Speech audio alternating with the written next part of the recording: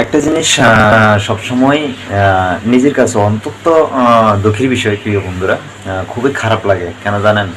যখন মন্দির প্রতিষ্ঠানকে ঘিরে মানুষ যখন চক্রান্তমূলক চোর চক্র যারা যখন এই বিষয়ে কর্মকাণ্ড চালায়, বিগত পরপর আমাদের চারবার যে আমাদের মন্দির প্রতিষ্ঠানটি লুটপাট হয়ে যায়।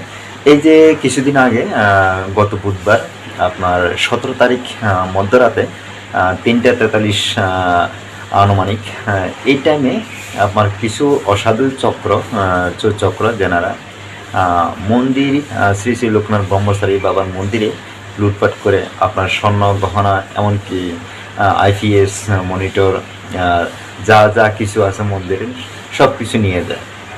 তো আমি স্বাধীন রাষ্ট্রের স্বাধীন দেশে বসবাস করে এই সব কর্মকাণ্ড যেনারা করেন, আমি তাদেরকে মানুষ বলবো না, তারা অজাতশত্রু